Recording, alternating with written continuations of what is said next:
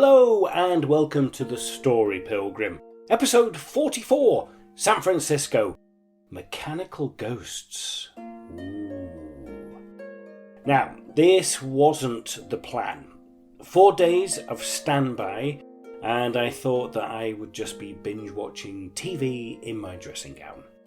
Instead, I am walking the streets of San Francisco, a city of hills, poetry, seals, and something strangely silent. What struck me most wasn't the postcard landmarks or the fog creeping in like theatrical smoke. Nah, it was the Waymo cars. More about that in a second, but before we dive in, if you are listening on the audio podcast, that's on Apple, Podbean, Spotify, wherever you are listening, please hit the follow. Thank you.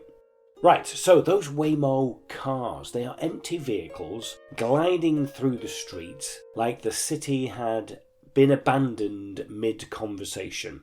No driver, no destination until you call for one, just movement. Quiet, eerie, and kind of cool and elegant. This city is full of stories, past, present, and imagined. The silence, it got loud, so I followed it. This is a walk through contrast. The ancient and the automated, the sacred and the slightly absurd. San Francisco, it's always shifting and it's never quite still. Well, here we go again. I was on a 4-day standby block, which started with airport standby yesterday at 12:30. We've had all of this fun disruption going on with regards to Heathrow, and I thought I wasn't going to go anywhere because I know that they called a lot of people in for overtime to fill gaps, and an hour and 10 minutes into my standby block I got a phone call to bring me out here to sunny San Francisco.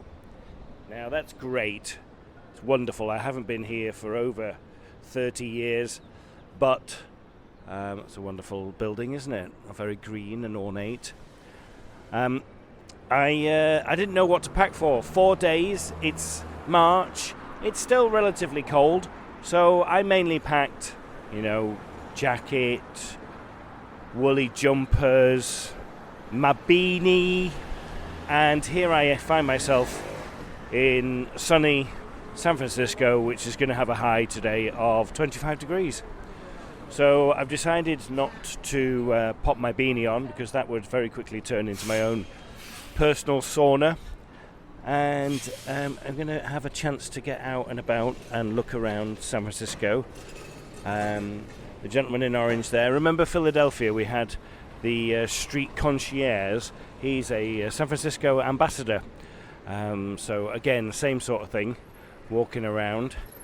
So we're going to go for a wander. Now, I've been thinking quite a lot of my episodes, in fact, nearly all my episodes, I'm like reflecting and being deeply philosophical and all those type of things. I don't want to do that today. I think I need to feel a little bit lighthearted. I mean, San Francisco has a great liberal reputation, and so, I mean, the person that designed this city must have had something against knees, because there's a lot of opportunity to walk up and down hills here. So I thought I'd just go out and discover and just take it easy, really. So the theme today is just going to be a little bit like whimsical, really, and the life of twists and turns and just enjoying it, really. There's Bloomingdale's. There's Levi's over there, look. Can you see that? Right in the middle. And then you look over there, and there's Levi's right over there. Do they like their jeans in San Francisco? I think they make Macy's. Anyway, Barney's? Oh, heck. So here in San Francisco, the crew were all talking about Waymos. And here we can see two back to back. They're all over the place. They are Jaguar cars, and they are like an Uber, but there's nobody driving it. It is just a regular car. It's a Jag. It's got all those sensors on it, look, all working away, and you can get them to drive you around the city, and there is absolutely nobody in the driver's seat. There we go. You see, there's having a nice wave, having his journey. So you have to download the Waymo app, and these cars will come and pick you up and drop you off wherever you want to, and you can play your own music. You just get in it, you press go, and off it goes. So that's quite interesting, isn't it? As I've been walking around here, you can see them at the top of their the sensors on the top of the car. There's loads of them. As we were driving in yesterday, could see loads of them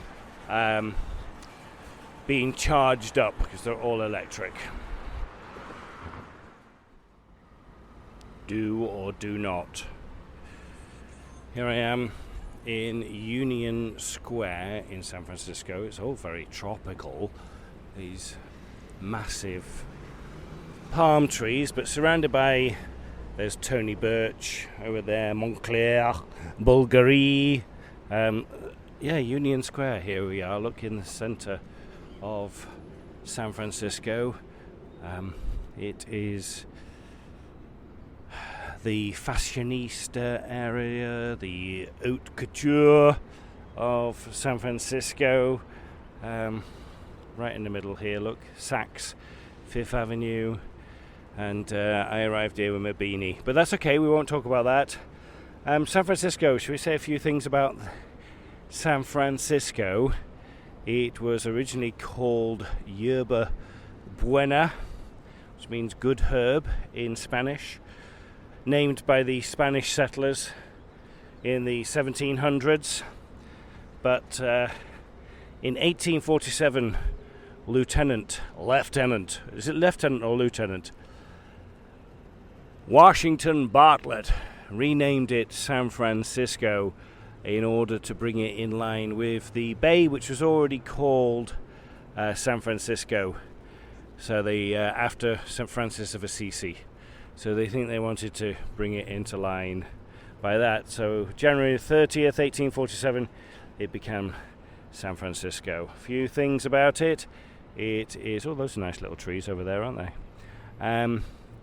It's illegal for you to bury a body within the city limits. So there are no burial grounds, cemeteries within the city limits. You're buried outside, basically. Golden Gate Park, which sort of towards the Golden Gate Bridge, is a larger park than Central Park. Oh, fancy that! And Golden Gate Bridge, originally, when they put it up, they wanted to paint it black and yellow, but it's red. We'll see that later, hopefully. I think that's all there is to say about San Francisco. There's nothing else very significant about it. It is, I'm teasing, aren't I? It is one of the most expensive places to live in America at the moment. I think that's because it's just land and what have you, and all of that. But also, we've got the big tech companies here. Silicon Valley, not very far away. Those Waymo cars are everywhere. It is a little bit creepy, it's atypical, and at the same time it's really cool. It was a beautiful day, and I was feeling right at ease in this beautiful city by the bay. The Ritz-Carlton, San Francisco, across the road from a lovely, delightful Art Deco building. It always surprises me when Americans complain about their architecture and stuff, because you do have it's just not old or as old. We look down there, you can see the bay and lovely spires of church down there. So I've already found myself a couple of times going up and down staircases because San Francisco is on so many different levels. So I've already navigated a couple of these as I'm going around the city.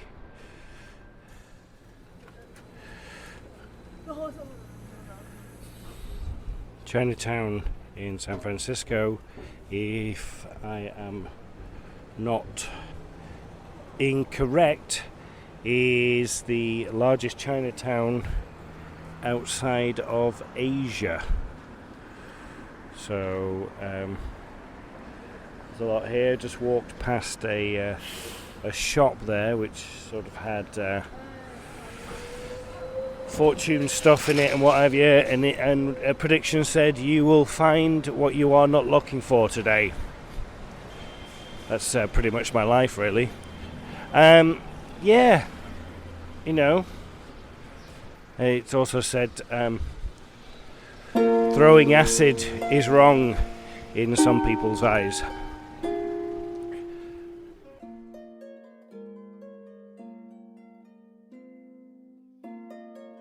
Chinatown was in the throes of waking up and was already humming with the hustle and bustle of people running errands, shoppers and tourists soaking up the culture. Now, I did not have a route in mind, I was just following my nose, heading north out of Chinatown.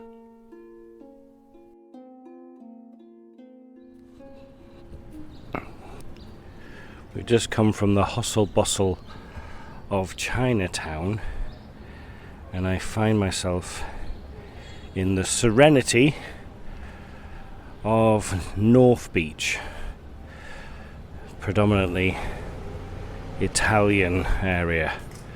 I mean, it is early in the morning, it's just going 10 o'clock, but it is much more serene up here. I'm having a little rest. North Beach, quite well known for its Italian neighbourhood and beat poetry. We'll talk about that a bit later. I was torn between me Jack Kerouac and an almond croissant, and the almond croissant, it won out every day, really. Okay, so I have come into the inside of Coit Tower, which is on the top of Telegraph Hill. I'll have to double check that. But when we go inside here, there is all these wonderful paintings by different artists. 33, I think she said, or maybe 27 different artists. Here is Coit Tower that we're about to go up. And it was built in 1933 by Lily Hitchcock Coit. She was an eccentric that lived in San Francisco. She loved to chase fire engines, but that's another story. But she put this up as a dedication, trying to give back to the city. It's on one of the tallest hills, and she employed these artists to do this work inside here, part of her little bit to help the Great Depression. So there was quite a few people. I think she said actually 27 artists and 19 artists and 27 assistants or something like that. It's really cool, isn't it? But the elevator is out, so we're going to have to walk up 200 and odd stairs, and there isn't even a slide to come down at the end of it. That's a bit of a miss, isn't it? Fireman's pole would have done. Okay, so we are at the base. There is the elevator. That does not work. What a bugger. So, we have to go up these stairs. Apparently, the art only goes up a certain amount, but we are going to go and find out. We've got a couple of hundred steps to go up. We'll do it fine. This is the beginning of the 13th lights up. Okay, so this is the end of the second floor. Okay, so we're actually turning around. Okay, we're not. She doesn't look very happy, does she? Is that a sick bag? We're not. See a slight difference when the murals are on the wall.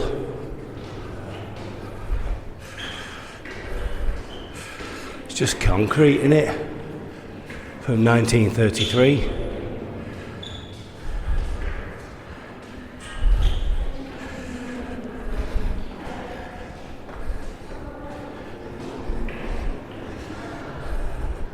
Could do like a good little scare haunted tower thing. I'm sure they probably do. If they don't, you should. 5 more to go.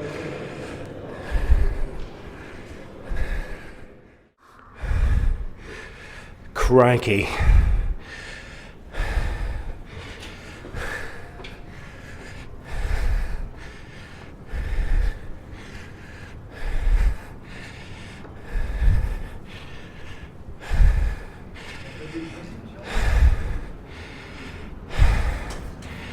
And we made it.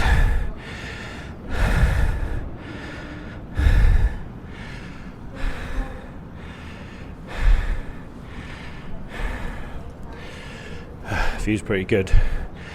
It's quite overwhelming, but I think that's just it's just due to my lack of fitness. Then we have the shadow of Coit Tower. There's the Golden Gate Bridge spanning the bay. Pier 39 down there. Alcatraz. A great view of the city from up here.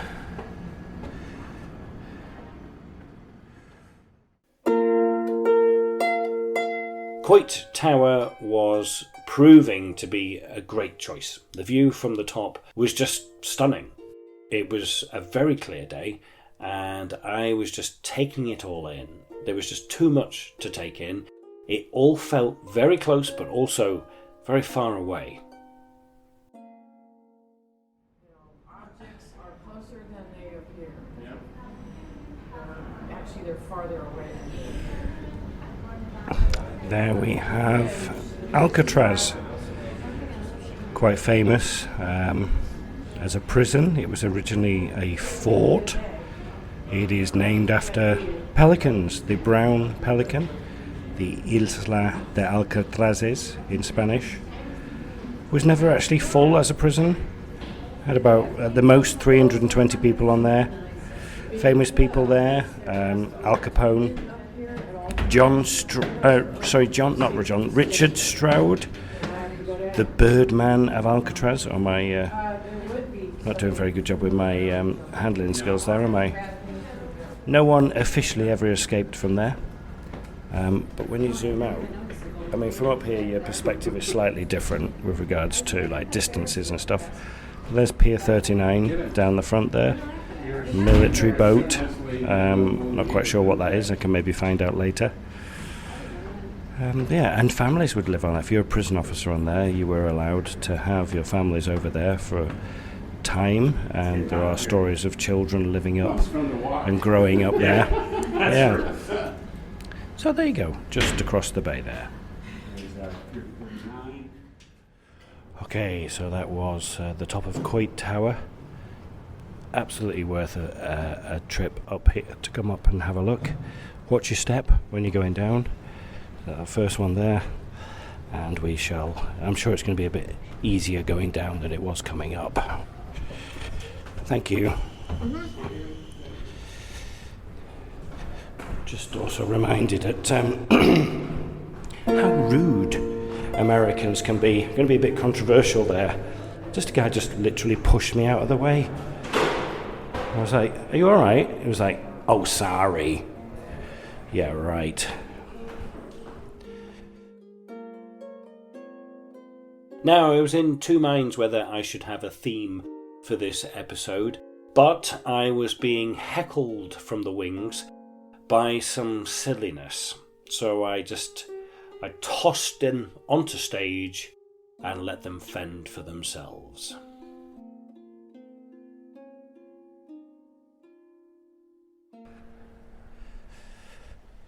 So, in the essence of keeping things a little bit lighter, I'm reminded of a couple of jokes that I absolutely adore, but they are very long jokes. So I'm going to try and keep this one short. It's about the Great Metallico. So the circus is travelling around England, and it comes to this particular town, and they put up the posters, and there's a gentleman called Fred Smith. He sees these posters, and on the poster it says the circus is in town, and he's very, very excited because he has an act, and he goes there and they're all setting up, and he has to find the man in charge, the person in charge, and he's directed to the ringmaster. He goes to the ringmaster and he says, "Hello, my name's Fred Smith. But I have an act called the Great Metallico." He says, "I have this amazing, wonderful, long, sequined gown, and I come into the middle of the auditorium with a very thick steel bar, and I challenge anybody to hit me over the head with this steel bar." So the ringmaster says, "That sounds really good. When are you available?" He says, "Well, I'm available tonight." He's like, "Okay." Oh, sorry, I'm dropping my phone. There we go. He says, "I'm available tonight." So, okay, all right, I'm going to put you on right after the elephants. This is old school, when they still had animals in the circus. And so he's like, "Okay, great." And so the ringmaster gets some more posters put up, circus in town starring tonight the Great Metallico. So they sell out. Everybody sells out. Gets that popular that even Princess Anne goes to watch. And they... fire alarm. Let's go this way. There's Alcatraz, you can see there. So everybody is packed. All the kids are there. They're having a great time. The clowns are nailing it. The elephants go on. Absolutely brilliant. And then the ringmaster goes out, "Ladies and gentlemen, for your one night only, the Great Metallico." So Fred walks out in his big sequin cloak, and everybody's like, "Ooh." And he walks out into the middle, and he holds up this massive big steel bar, and he goes, "Ladies and gentlemen, I challenge anybody in this circus tent to come down here and hit me over the head with this steel bar." And there's just silence. Nobody says anything. And everybody's like, "Oh, nobody's going to do that. I mean, that's really bad." And so he says, "Once again, is there anybody in this circus tent who will come down here and hit me over the head with this steel bar?" And Princess Anne nudges her security guard, who's a big guy, and says, "Go on, you have a go." He's like, "Really, me?" She's like, "Yeah, go on, have a go." So he's like, "Okay, I'll do it." And he stands up, and he's massive, and the whole crowd go, "Whoa!" So he walks down, he gets the steel bar in his hands. The Great Metallico kneels down in the centre of the circus tent, and he doesn't hold back. He absolutely smacks him over the head with this steel bar, and the Great Metallico is out. There is blood everywhere. He is in serious trouble. The security of Princess Anne is shocked. All the kids are shocked. Everybody is absolutely devastated. The ringmaster runs out with the clowns. They cover up the Great Metallico. They call the ambulance. They take him to the hospital. The ringmaster is like, "Oh my word, this is going to end me. What is going on?" He didn't check out Fred. He didn't check out the Great Metallico. He is absolutely devastated, and he sits by the Great Metallico's bedside for weeks. He is in a coma. It's not looking good. He's in a coma, and he's lying there, and the ringmaster is absolutely devastated. His circus is no more because of this incident, and he sits there for weeks and weeks and weeks. After about 8 weeks, the Great Metallico is lying there, and he suddenly just goes, "Oh," and the ringmaster's like, "Oh my word, he's alive! And he presses the alarm button, and the doctors come running in, and he's like, "Oh," and the ringmaster's like, Fred, the Great Metallico, you all right?" And he goes, "Yeah." Oh, what happened?" And the ringmaster's like, "Don't worry about what happened. You've been in a coma for like 8 weeks. just lie there. And he's like, no, what? Tell me what happened. And he's like, well, you came to me. I'm in the circus. You came to me. We're in town, and you said you're the Great Metallico. And this guy came down, hit you over the head with a steel bar, and you were out. You've been in a coma for 8 weeks. Just take it easy. And the Great Metallico lies there, and he goes, oh, you got to help me up. Help me up. He's like, what do you mean help you up? I'm not going to help you up. You stay lying there. And doctor's like, don't get him up. Leave him. He's like, no. I need to get up. So he's like, you can't get up. Don't get up. He's like, I need to get up. So he's like, all right, okay. So the ringmaster gently puts his arms around him, and he gently lifts up the Great Metallico, and the Great Metallico gets up, and he goes, ta-da! That is probably my favourite joke after the stepladder joke. It might even be before the stepladder joke. Are you glad you listened into that one? Sure you are. No trip would be complete without coming to see Pier 39 down in San Francisco's harbour.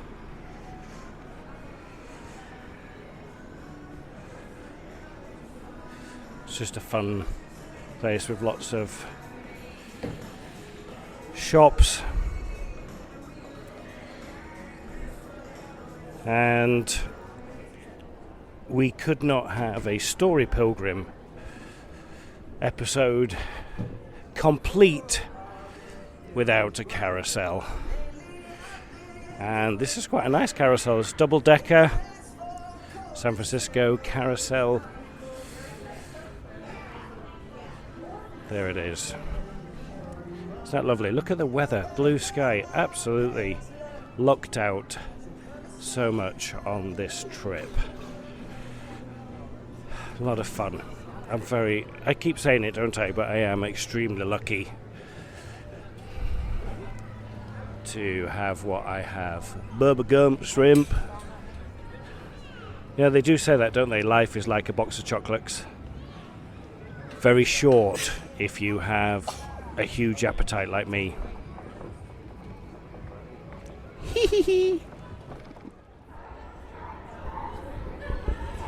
Oh, got a little bit of an itch. You just got to scratch, haven't you? When you got an itch, you just got to do it.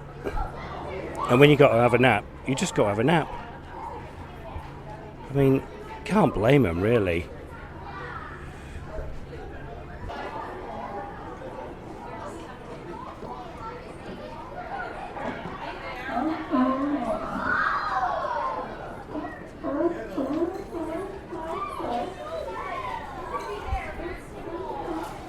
Oh, she was having a nice rest. Kicked him off. He is the lion, sea lion control. More like a bully, if you ask me. Pier 39 and the walk along the front there, the Embarcadero, is a must-see, a must-do when you're in San Francisco. Now, it was time for some food. And, well, you know me, when it comes to America, there is only one or two genres that I really like, and this one is a classic.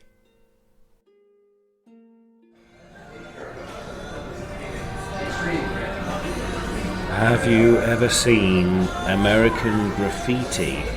A very early 1973 George Lucas movie. This is the inspiration. George Lucas grew up just outside of San Francisco, and Mel's Drive-In Diner was one of the places that was inspirational for him for American Graffiti. It's just a fun diner. This isn't the original, there's loads of them all over the place, but they're all the same.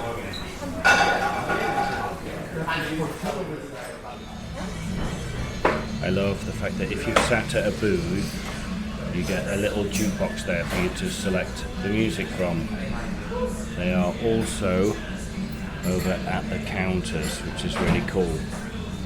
This has a really cool aesthetic to it. These are the kind of places I love in America. Classic, the good old corned beef hash. eggs over medium and hash browns with a nice bottomless coffee.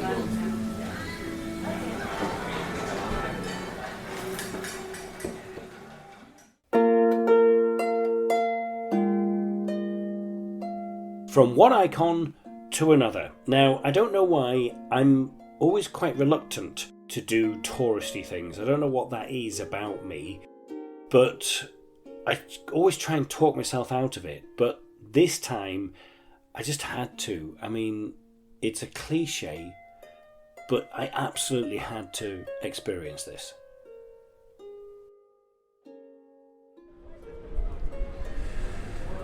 San Francisco is a very accessible city. There are loads of ways for you to travel around, and one of them, of course, is the cable car. There are 3 lines. This is the Powell and Mason line, and it basically there's just cables underneath that they attach. You can see those handles there on the inside of the cable car, and they use those to grab hold of the cable, and it pulls it along. And this is the end of the Powell and Mason line in by Union Square. Each of these cable cars, they hold about 32 people altogether. You can sit down on the inside there. Look, you can hang on to the outside.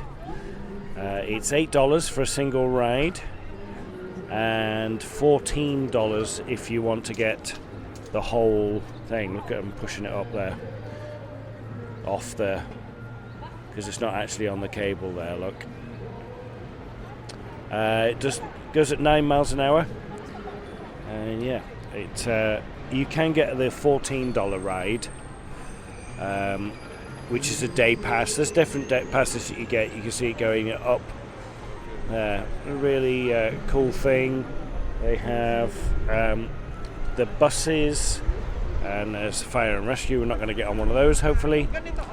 But they also have the trams as well, the old trams. I don't know if there's any going to be coming along here at the moment. But yeah, if I walk down here, you can see in the road there the red line with the tramway.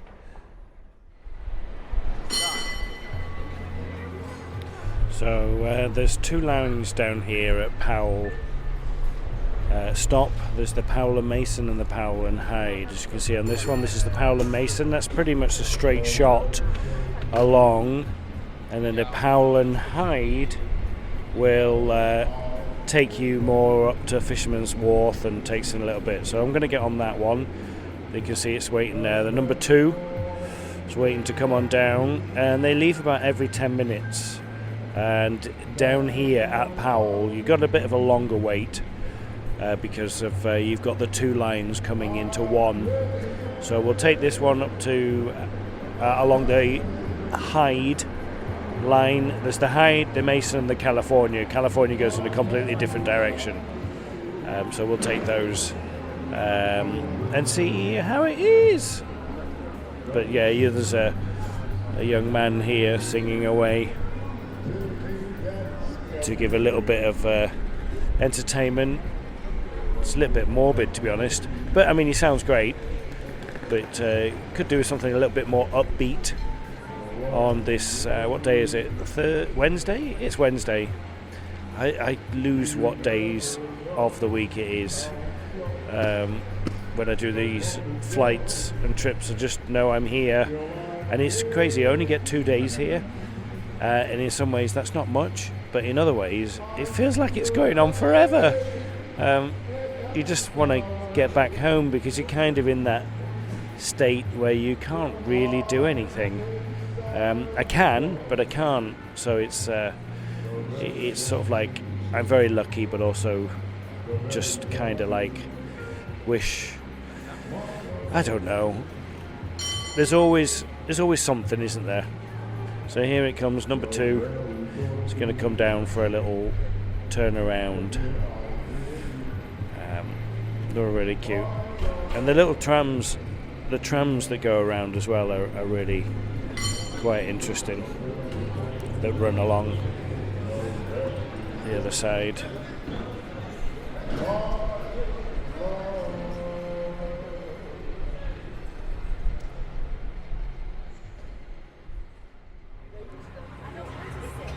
The inside of the cable car, and you can see the workings and the cable down there,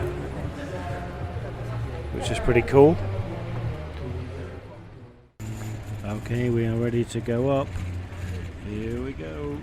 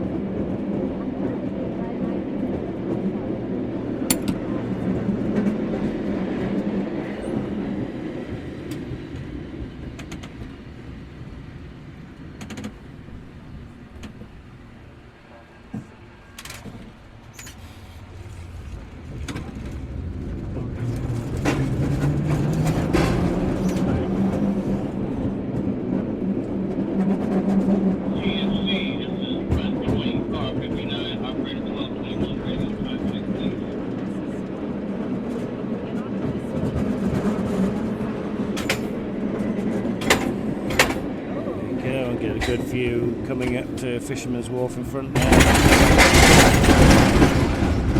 That's a cable car line for California going off in that direction, and we're coming down through Chinatown now. I'm down here at the wharf store. Look at the size of that crab, it's massive. It's a massive crab, and that's quite a cute little carving of a seal there. And I have a little mural along here of the Golden Gate Bridge and all of that stuff, at the wharf store. But I thought, while I was down here, I'll tell you my second favourite girl. I'm not going to tell you the joke, I'll tell you the gist of the joke, because it takes forever to tell it. It's basically set in the medieval times in England, and there's a black and white knight on a black and white horse, and he's riding through a village. He's just travelling around, and he sees this poster. That old man there, old fisherman. Hello. He's got a cute face. Oh, yo, yo, yo. Every little thing.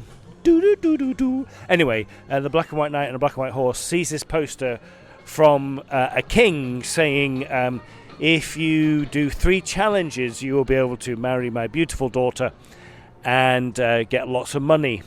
So the black and white knight thinks, oh, that's pretty cool. So he goes to the local castle, and every time he goes to the castle, has to get through 3 gates. And every time he goes through a gate, he gets challenged. They go, who goes there? He goes, the black and white knight and the black and white horse.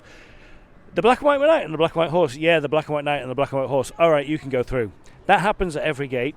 When he gets to see the king, the Lord Chamberlain asks him, who are you? He says, I'm the black and white knight and the black and white horse. Oh, the black and white knight and the black and white horse. Yeah, the black and white knight and the black and white horse.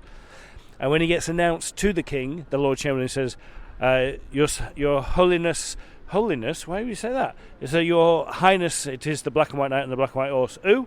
The black and white knight and the black and white horse. Oh, the black and white knight and the black and white horse. Yeah, the black and white knight and the black and white horse. This happens a lot. When he goes in, when he goes out, every time he goes to sea. The king gives him 3 challenges. The first challenge is to go to the highest mountain and collect a feather from a rare golden eagle. He does that and challenges all the way in and out. The second challenge is to get an egg from that same golden eagle, And the third challenge is to bring the golden eagle back. So it goes on forever. It goes on forever and ever. And basically, at the end, once he's done all the challenges, the black and white knight and the black and white horse turns to the king and says, "Now can I marry your daughter?" And the king says, what daughter? That's it. That's the joke. And he's gone to the wrong king, because in the medieval times there were loads of kings all over the place. And pretty much every time I tell that joke, I get punched.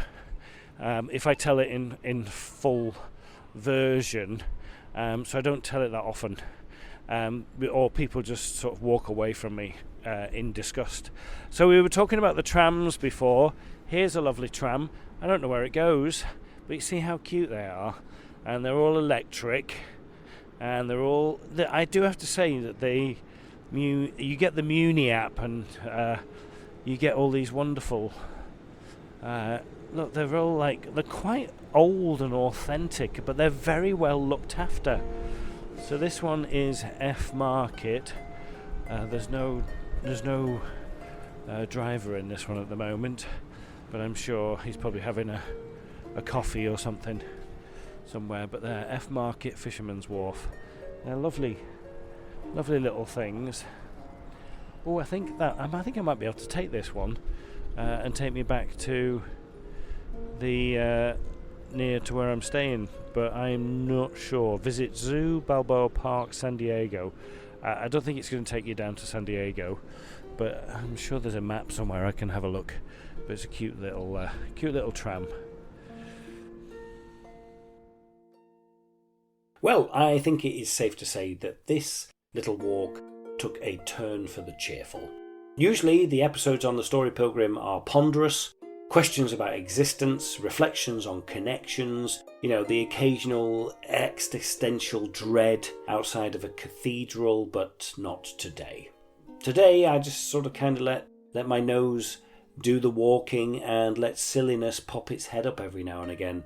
Told a couple of jokes that might not make it past customs, and I walked a city that feels like it was designed by someone who had like a spinal obsession. Climbed up Coit Tower. My legs, they still haven't forgiven me for that. But the view from up there, well, it was completely worth it. If you were ever there, go and do it. The sprawl of the city, the sea, the organised chaos in the streets below, from up there, everything came into focus. And the food! Woohoo! A proper meal at Mel's Drive-In. In retro booths, neon signs, burgers the size of my face. George Lucas found inspiration there, and so did I. Yeah, mostly in the french fries. But San Francisco has given me sunshine, silence, strange driverless cars, and a few offbeat conversations. And a feeling that I haven't had in quite a while. Lightness. The Story Pilgrim was walked, talked, written, directed, edited by me, Darren Hill. Anya Backer provided the wonderful music on Sean the Harp. For more about us, please search The Story Pilgrim on all of your socials. Go to our website, have a look at that. There is a blog there, I keep saying about that. I write there and I don't know who's reading it. And please, hit that subscribe button. You know where it is, it's right there. There is plenty more content to come. Once again, thank you, keep listening, and buen camino.